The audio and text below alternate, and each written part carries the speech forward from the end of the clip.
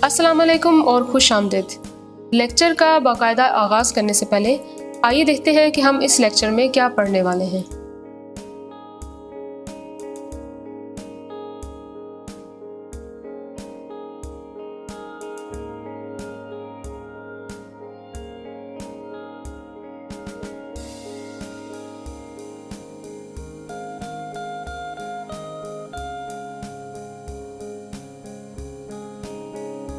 जैसा कि हमने अपने पिछले लेक्चर्स में लोकल एरिया नेटवर्क के बारे में पढ़ा कि ये एक ऐसा नेटवर्क है जो किसी ख़ास जोग्राफियाई हदूद तक ही महदूद होता है।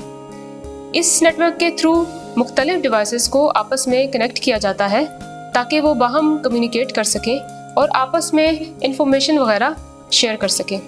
इसके अलावा नेटवर्क से जुड़े किसी भी रिसोर्स यानी कि प्रिंटर या स्कैनर वगैरह को इस्तेमाल में भी ला सकें और एक सिंगल इंटरनेट कनेक्शन को शेयर करके इन तमाम होस्ट के माबैन डिवाइड किया जाता है ताकि वो इंटरनेट से इस्तिफादा हासिल कर सकें। हर लोकल एरिया नेटवर्क में एक राउटर होता है जो कि नेटवर्क में मौजूद तमाम डिवाइसेस या होस्ट के लिए एक गेटवे का काम करता है। इसके अलावा राउटर का काम डिवाइसेस को बाहर की दुनिया यानी कि इंटरनेट से कनेक्ट करना भी है। इसके अलावा कुछ स्विचेस वगैरह भी होते हैं। स्विचेस जो है वो नेटवर्क एक्सपेंशन के काम आते हैं। राउटर को इंटर नेटवर्क डिवाइस भी कहा जाता है क्योंकि ये मुख्तलिफ नेटवर्क्स को आपस में कनेक्ट करता है और उनके दरमियान डेटा पैकेट्स की तरसील करता है। राउटर्स में लोकल एरिया नेटवर्क और वाइड एरिया नेटवर्क दोनों तरह के इंटरफेसेस होते हैं।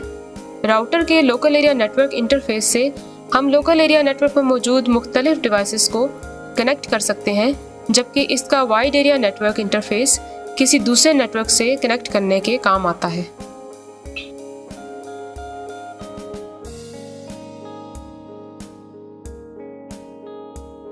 जैसा कि हमने देखा कि राउटर एक इंटर नेटवर्क डिवाइस है जो कि मुख्तलिफ नेटवर्क्स को आपस में कनेक्ट करने के काम आता है। इसके अलावा नेटवर्क पर कुछ इंट्रा नेटवर्क डिवाइसेस होते हैं। इन डिवाइसेस का काम नेटवर्क पर मौजूद तमाम होस्ट को नेटवर्क के साथ कनेक्ट करना है। इन डिवाइसेस में हब्स और स्विचेस वगैरह शामिल हैं। आइए देखते हैं कि हब और स्विचेस कैसे काम करते हैं। एक हब नेटवर्क पर डेटा सिग्नल रिसीव करता है और उसे तमाम पोर्ट्स पर भेजता है। इसका मतलब ये है कि लोकल एरिया नेटवर्क एक मल्टी एक्सेस मीडिया इस्तेमाल कर रहा होता है। तमाम पोर्ट्स बैंडविड्थ शेयर करती हैं, चूँकि हब के ज़रिए कम्युनिकेट करने के दौरान डेटा पैकेट्स में कोलिजन होती है और फिर उसको रिकवर किया जाता है, जिसकी वजह से परफॉर्मेंस में फ़र्क पड़ता है। हब्स स्विचेस के मुकाबले में लेस एक्सपेंसिव, लेस इंटेलिजेंट और लेस कॉम्प्लिकेटेड होते हैं। मिसाल के तौर पर कोई मैसेज ए है जो कि कंप्यूटर ए के लिए है। इस मैसेज को हब की तमाम पोर्ट्स पर सेंड किया जाएगा, ये जाने बगैर कि ये मैसेज किस मुतलका कंप्यूटर के लिए है। और इस तरह जब कंप्यूटर ए अपना रिस्पॉन्स भेजता है तो वो मैसेज हब की तमाम पोर्ट्स पर जाता है।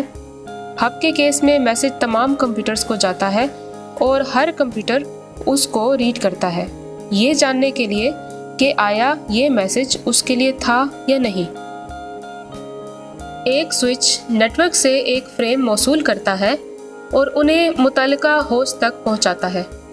ये लोकल एरिया नेटवर्क की एक्सपेंशन में मददगार साबित होता है। हब के बरक्स स्विच में ये खासियत होती है कि ये नेटवर्क पर फ्रेम्स को कोलिजन से महफूज रखता है और इसी तरह बैंडविड्थ को ज़रूरत के मुताबिक इस्तेमाल में लाता है, जिससे नेटवर्क पर डेटा की ट्रांसमिशन की परफॉर्मेंस में वाज़ेह फ़र्क पड़ता है। हब के बरक्स डेटा जब स्विच में से गुजरता है तो स्विच उसे मुतल्लिका डेस्टिनेशन तक पहुंचाता है और उस तरह मुतल्लिका कंप्यूटर भी अपना रिस्पॉन्स भेजता है।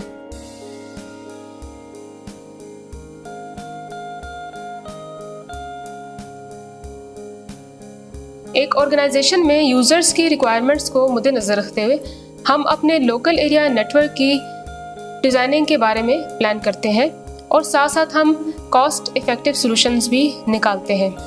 लोकल एरिया नेटवर्क के एलिमेंट्स या डिवाइसेस को हासिल करने के लिए कौन कौन से फैक्टर्स को मद्देनज़र रखना चाहिए, आइए देखते हैं।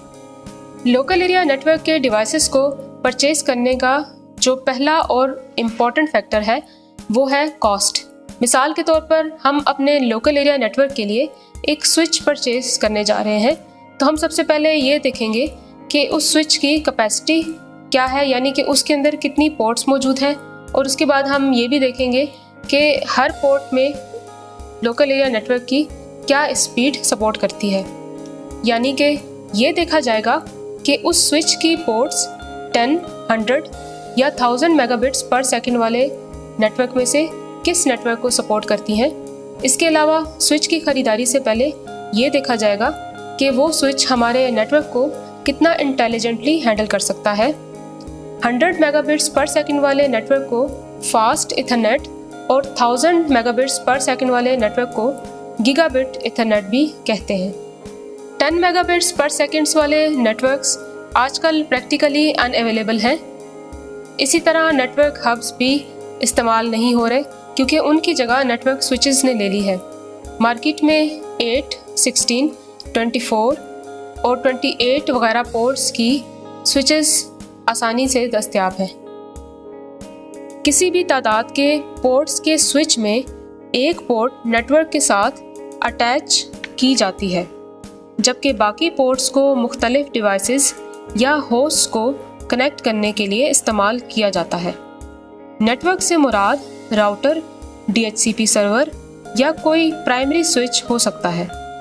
हर स्विच या राउटर से किसी होस्ट या डिवाइस तक केबल की लंबाई 100 मीटर तक रखी जाती है ताकि डिस्टॉर्शन या डेटा करप्शन से बचा जा सके। कॉस्ट इफेक्टिव तरीके से स्विचेस का चुनाव या वायरिंग करना एक काबिले गौर बात है। मिसाल के तौर पर एक ऐसी सिचुएशन है जिसमें हमारे पास मजमूई तौर पर 11 डिवाइसेस हैं जिन्हें नेटवर्क का हिस्सा बनाना है। दो तरह की कंडीशंस हो सकती हैं। अगर तो ये तमाम डिवाइसेस किसी बिल्डिंग के एक ही फ्लोर पर हैं और इस तरह मैनेज किए जा सकते हैं कि एक सेंट्रल स्विच को किसी ऐसे दरमियानी पॉइंट पर डिप्लॉय किया जाए कि तमाम डिवाइसेस 100 मीटर केबल की लंबाई से ना तजावज़ करते हों, इस स्विच के साथ कनेक्ट हो सके। इस संबंध में हम 16 पोर्ट्स के एक कॉस्ट इफेक्टिव और इंटेलिजेंट स्विच का इंतखाब करेंगे जो हमें 100 मेगाबिट्स पर सेकंड या 1000 मेगाबिट्स पर सेकंड के हिसाब से स्पीड मुहैया कर सके। लेकिन अगर यही सिचुएशन थोड़ी मुख्तलिफ होती है और हमें कोई ऐसा सेंट्रल पॉइंट नहीं मिलता जहां हम एक सेंट्रल स्विच को इस तरह डिप्लॉय करें कि वायर्स को बआसानी सब डिवाइसेस तक पहुंचाया जा सके, तो ऐसी सूरत में हमें 2 स्विचेस दरकार होंगे ताकि नेटवर्क को एक्सपेंड करके तमाम डिवाइसेस तक सर्विसेज पहुंचाई जा सके। चूँकि हमारे होस्ट की तादाद 11 है, इसलिए बजाय इसके कि हम 16 पोर्ट्स के 2 स्विचेस लें, हम 8 पोर्ट्स के 2 स्विचेस खरीदेंगे ताकि ज़्यादा कॉस्ट इफ़ेक्टिव सॉल्यूशन निकाल सके। ऐसी सूरत में नेटवर्क के साथ अटैच पहला स्विच प्राइमरी और बाकी सेकेंडरी स्विचेस कहलाएंगे। नेटवर्क डिज़ाइनिंग का अहम फैक्टर ज़रूरत के मुताबिक स्विचेस और वायर्स का इंतखाब है। नेटवर्क प्लानिंग का पहला अहम factor cost effective elements of network यानी कि हार्डवेयर्स का चुनाव है, और नेटवर्क प्लानिंग का दूसरा अहम फैक्टर स्पीड और एफिशिएंसी के लिहाज से बेहतरीन डिवाइसेस का चुनाव है। नीड फॉर स्पीड का फैक्टर लोकल एरिया नेटवर्क में भी इतना ही अहम है जैसा कि कार रेसिंग में। तमाम नए कनेक्ट होने वाले डिवाइसेस के नेटवर्क इंटरफेस कार्ड में ये एबिलिटी होनी चाहिए कि वो 100 मेगाबिट्स पर सेकंड या 1000 मेगाबिट्स पर सेकंड के लिहाज से स्पीड को सपोर्ट कर सके। जैसा कि हम OSI मॉडल की सेकंड लेयर यानी कि डेटा लिंक लेयर में नेटवर्क इंटरफेस कार्ड्स के बारे में पढ़ चुके हैं, यही वो लेयर 2 डिवाइसेस हैं जो कि नेटवर्क को एक एफिशिएंट नेटवर्क बनाने में मददगार साबित होते हैं।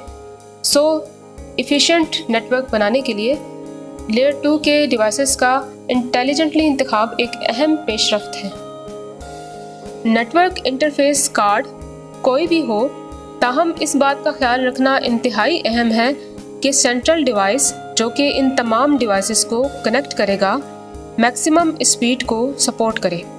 मिसाल के तौर पर एक लोकल एरिया नेटवर्क पर 10, 100, 1000 मेगाबिट्स पर सेकंड नेटवर्क इंटरफेस के कंप्यूटर्स मौजूद हैं, लेकिन अगर सेंट्रल डिवाइस यानी कि स्विच सिर्फ 100 मेगाबिट्स पर सेकंड की पोर्ट सकता है, तो मजमूई तौर पर लोकल एरिया नेटवर्क पर डेटा सिर्फ 100 मेगाबिट्स पर सेकंड की स्पीड से ही ट्रैवल कर पाएगा। लेकिन अगर यही स्विच 1000 मेगाबिट्स पर सेकंड को भी सपोर्ट करे तो डेटा 10 से लेके 1000 मेगाबिट्स पर सेकंड हर तरह के डिवाइस को सपोर्ट कर सकेगा।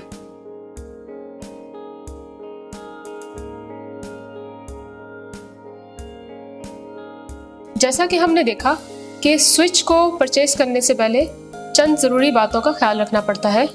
बिल्कुल इसी तरह एक राउटर को ख़रीदने से पहले भी कुछ अहम बातों का ख्याल रखना पड़ता है। सबसे पहले तो ये देखना होगा कि जो राउटर हम परचेज करने जा रहे हैं क्या वो 100 या 1000 मेगाबिट्स पर सेकंड वाले नेटवर्क्स को सपोर्ट भी करता है या नहीं, यानी कि उसमें 100 यानी कि फास्ट इथरनेट और 1000 यानी कि गीगाबिट इथरनेट के नेटवर्क्स को सपोर्ट करने वाली पोर्ट्स मौजूद हैं या नहीं। इस बात का दारोमदार आपकी ऑर्गेनाइजेशनल रिक्वायरमेंट पर मुनहसर होता है कि आया आप अपने ऑर्गेनाइजेशन के नेटवर्क को फास्ट इथरनेट या गीगाबिट इथरनेट बनाना चाहते हैं। इसके अलावा किसी राउटर की ख़रीदारी के वक्त इस बात को ध्यान में रखना चाहिए कि उसका ऑपरेटिंग सिस्टम आपके नेटवर्क को अच्छी सिक्योरिटी फराहम कर सकता हो। इसके अलावा ये भी देखना चाहिए कि आपका राउटर लेयर 3 के प्रोटोकॉल्स जैसे कि नेटवर्क एड्रेस ट्रांसलेशन और डायनामिक होस्ट कंट्रोल प्रोटोकॉल्स वगैरह को भी सपोर्ट करें। इन तमाम बातों का ख्याल रखते हुए एक ऐसा राउटर परचेज करना चाहिए जो कि कॉस्ट इफेक्टिव भी हो।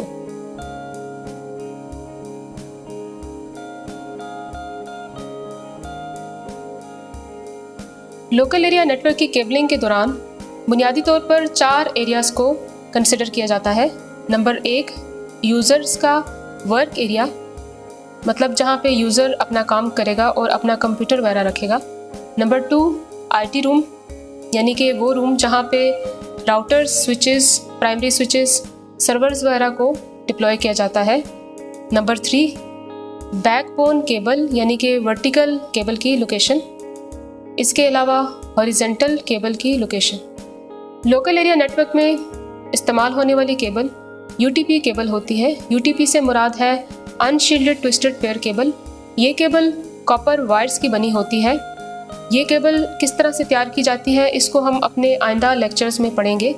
यहाँ पे सिर्फ इतना डिस्कस कर देते हैं कि आजकल ज़्यादातर इस्तेमाल होने वाली यूटीपी केबल कैटेगरी 5 की केबल है जो कि 100 और 1000 तमाम नेटवर्क्स को सपोर्ट करती है। यूटीपी केबल की इंस्टॉलेशन में ANSI/TIA/EIA-568-B स्टैंडर्ड को मद्देनज़र रखा जाता है। ये standard American national standard institute, electronic industry alliance और टेलीकम्युनिकेशन इंडस्ट्री एसोसिएशन की मुश्तरका काविशों का नतीजा है। ये स्टैंडर्ड एक बिल्डिंग में टेलीकम्युनिकेशन प्रोडक्ट्स के लिए कमर्शियल केबलिंग के स्टैंडर्ड्स मुरतब करता है। इस स्टैंडर्ड के मुताबिक किसी एरिया में एक नोड से दूसरे नोड तक केबल की लंबाई 100 मीटर से तजावज़ नहीं करनी चाहिए। और इसी तरह किसी पैच केबल जो कि पैच पैनल और स्विच को कनेक्ट करती है, इसकी लंबाई 5 मीटर से ज़्यादा नहीं होनी चाहिए। इसी तरह हर वर्क एरिया में एक जैक लगा होगा जो कि एक केबल के ज़रिए स्विच के साथ कनेक्टेड होगा। इस जैक से स्विच तक का फासला 90 मीटर्स तक होना चाहिए। और इसी तरह जैक से कंप्यूटर के साथ कनेक्शन के लिए मैक्सिमम 5 मीटर्स तक की पैच केबल इस्तेमाल होती है। अब हम चलते हैं अपने आईटी रूम की तरफ। आईटी रूम एक ऐसा रूम होता है जिसमें तमाम इंटरमीडिएट डिवाइसेस यानी कि राउटर्स और प्राइमरी स्विचेस वगैरह डिप्लॉयड होते हैं। EIA/TIA स्टैंडर्ड के मुताबिक हर स्विच से पैच पैनल तक की केबल 5 मीटर तक होगी। इसके बाद हॉरिजॉन्टल केबल होगी जो कि पैच पैनल से वॉल जैक तक होती है। हॉरिजॉन्टल केबल एक परमानेंट केबल होती है क्योंकि इसे मुस्तकिल तौर पर बिल्डिंग में वर्क एरिया के नोड्स के मुताबिक इंस्टॉल किया जाता है और इसकी ज़्यादा से ज़्यादा लंबाई 90 मीटर्स तक होनी चाहिए। इसके बाद वॉल जैक से कंप्यूटर तक पैच केबल की लंबाई स्टैंडर्ड के मुताबिक 5 मीटर्स तक होगी। यूं हर वॉल जैक से डिवाइसेस तक की पैच केबल 5 मीटर्स तक होगी। इसी तरह जो केबल राउटर से ISP तक कनेक्ट होती है उसे बैकबोन या वर्टिकल केबल कहते हैं। ये वो केबल होती है जो किसी ISP से हमारे राउटर तक बिछाई जाती है ताकि हमें इंटरनेट की सहूलत वगैरह मिल सके। इस केबल की जिम्मेदारी ISP के ज़िम्मे होती है, ताहम इसकी लंबाई की पैमाइश का इन्हिसार कस्टमर की बिल्डिंग से ISP तक है। ये केबल अमूमन फाइबर ऑप्टिक्स केबल वगैरह होती है।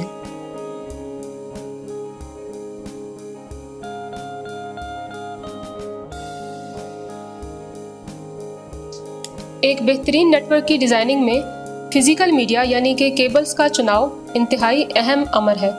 जैसा कि हमने अपनी OSI मॉडल की फिज़िकल लेयर में पढ़ा था कि नेटवर्क पर मुख्तलिफ डिवाइसेस यानी कि होस्ट को इंटरमीडियरी डिवाइसेस के साथ कनेक्ट करने में फ़िज़िकल मीडिया इस्तेमाल में लाया जाता है। ये फ़िज़िकल मीडिया 3 टाइप का होता है। Number 1 UTP cables, number 2 fibre optics, number 3 wireless signals. हर मीडिया टाइप के कुछ एडवांटेजेस और कुछ डिसएडवांटेजेस होते हैं। केबल के चुनाव में किन चीज़ों को मद्देनज़र रखना चाहिए, आइए देखते हैं। सबसे पहला और अहम फैक्टर केबल की लंबाई है। जैसे कि हमने अपने पिछले सेक्शन में केबल की लंबाई के बारे में पढ़ा था कि किस तरह से एक केबल को स्विच से कंप्यूटर तक, राउटर से स्विच तक और ISP से हमारे राउटर तक किस लंबाई के हिसाब से बिछाया जाता है। केबल की लंबाई हद से तजावुज़ करने की वजह से सिग्नल स्ट्रेंथ वीक हो सकती है। UTP केबल हॉरिजॉन्टल केबल के केस में ये लंबाई 90 मीटर्स तक होगी। इसी तरह फाइबर ऑप्टिक्स के केस में हॉरिजॉन्टल केबल की लंबाई 500 मीटर तक होती है और इस हद से तजावुज़ करने के बाद सिग्नल स्ट्रेंथ वीक हो जाती है। केबल की लंबाई के बाद दूसरा अहम फैक्टर केबल की कॉस्ट का है। एक नेटवर्क एडमिनिस्ट्रेटर या नेटवर्क इंजीनियर होने के नाते आपकी जिम्मेदारी है कि आप बजट को देखते हुए केबल का दुरुस्त इंतखाब करें और जाहिर है ये बात एक आम यूज़र से बिल्कुल पोशीदा होती है। कहीं ऐसा तो नहीं है कि नेटवर्क पर तमाम डिवाइसेस को कनेक्ट करने के लिए आप फाइबर ऑप्टिक्स केबल बिछा दें। एक fibre optics cable UTP cable के मुकाबले में ज़्यादा बैंडविड्थ को सपोर्ट करती है और इसी तरह फाइबर ऑप्टिक्स केबल UTP के मुकाबले में ज़्यादा महंगी भी है। चुनाचे गीगाबिट ईथरनेट के केस में हम कैटेगरी 5E की केबल को इस्तेमाल करके यूज़र्स को 1 गीगाबिट पर सेकंड के हिसाब से स्पीड दे सकते हैं। इसका मतलब ये है कि एक मुनासिब प्लान मुरतब करने से हम यूज़र्स की रिक्वायरमेंट भी पूरी कर सकते हैं और साथ साथ उनको आला तरीन स्पीड भी मुहैया कर सकते हैं। एक और अहम फैक्टर बैंडविड्थ रिक्वायरमेंट का है। किसी भी नेटवर्क में मौजूद डिवाइसेस की बैंडविड्थ एक दूसरे से मुख्तलिफ होती है। मसलन एक सर्वर की बैंडविड्थ रिक्वायरमेंट एक नॉर्मल पर्सनल कंप्यूटर की बैंडविड्थ रिक्वायरमेंट से मुख्तलिफ होगी और इसके साथ साथ जैसे ही टेक्नोलॉजी में एडवांसमेंट्स होती जाएंगी बैंडविड्थ रिक्वायरमेंट्स बढ़ती जाएंगी। फाइबर ऑप्टिक्स मीडिया की बैंडविड्थ ज़्यादा होती है, इसी तरह वायरलेस मीडिया की भी बैंडविड्थ ज़्यादा होती है, लेकिन वायरलेस मीडिया के केस में जो फासला बढ़ता जाता है सिग्नल पावर में कमी आती जाती है। चौथा अहम फैक्टर ईज़ ऑफ इंस्टॉलेशन का है। किसी भी बिल्डिंग में केबल की इंस्टॉलेशन इस बात पर मुनहसर होती है कि केबल की टाइप क्या है और उस बिल्डिंग का स्ट्रक्चर क्या है। केबल की लंबाई बिल्डिंग के फ्लोर टू फ्लोर वेरी करती है। UTP केबल एक लाइट वेट और फ्लेक्सिबल केबल है और इसका डायामीटर भी कम होता है, जिसकी वजह से इसकी इंस्टॉलेशन भी निहायत आसान है।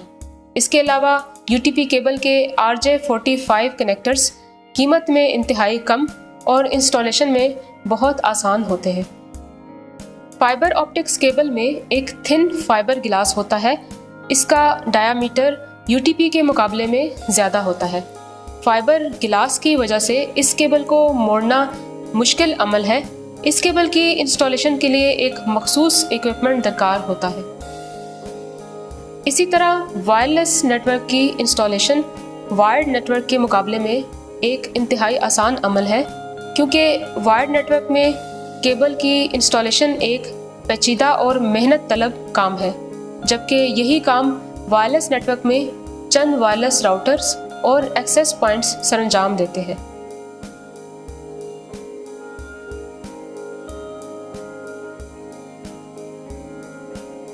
इलेक्ट्रोमैग्नेटिक इंटरफेरेंस और रेडियो फ्रीक्वेंसी इंटरफेरेंस दो ऐसे फैक्टर्स हैं जो किसी भी नेटवर्क में केबल की इंस्टॉलेशन के दौरान मद्देनज़र रखे जाते हैं। ये फैक्टर्स तब प्रोड्यूस होते हैं जब केबल की इंस्टॉलेशन के वक्त एहतियात ना बरती जाए। EFI और RFI दोनों फैक्टर्स किसी भी केबल से गुजरने वाले सिग्नल की स्ट्रेंथ को मुतासर कर सकते हैं। इन फैक्टर्स की बुनियादी वजूहात में electric machines, computers, routers, wireless access points, phones और फैक्सेस वगैरह शामिल हैं। इसलिए वायर की इंस्टॉलेशन में इस बात का ख्याल रखा जाए कि वो EFI और RFI प्रोड्यूस करने वाले इक्विपमेंट से मुनासिब फासले पर हो। इसी तरह वायर्ड के मुकाबले में वायरलेस मीडिया में इस फैक्टर से मुतासर होने की शरह ज़्यादा होती है। इसके साथ ही ये लेक्चर यहाँ पे ख़त्म होता है। अगले लेक्चर में कुछ नए टॉपिक्स के साथ मिलेंगे। अल्लाह हाफ़िज़।